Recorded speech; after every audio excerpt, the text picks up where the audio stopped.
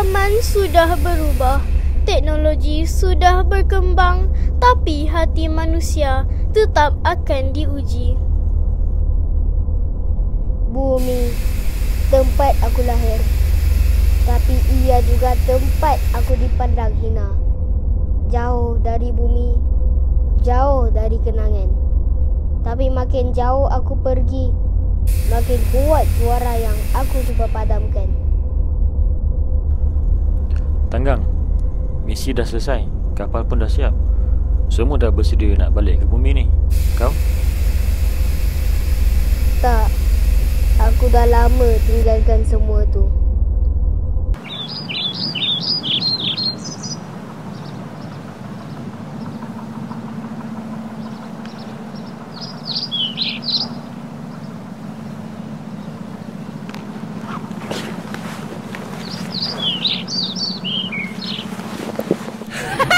Si Tanggang angan-angan je tinggi.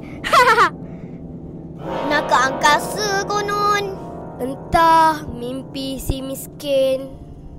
Bukan angkasa yang aku kejar.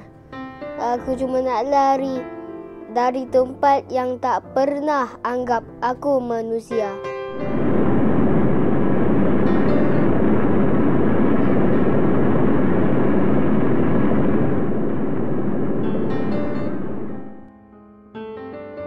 Tak kisahlah tinggi mana anak ibu pergi, ibu tetap tunggu.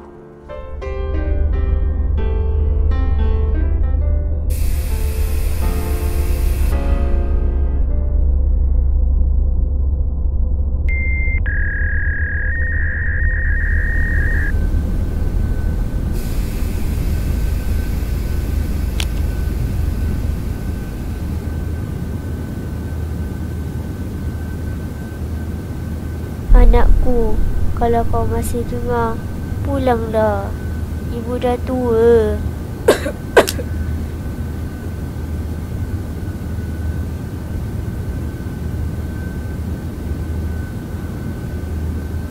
Ibu. Berjuta bintang di langit, tapi sinar kasih ibu tetap paling terang. Ada nama yang tak pernah hilang dari doanya.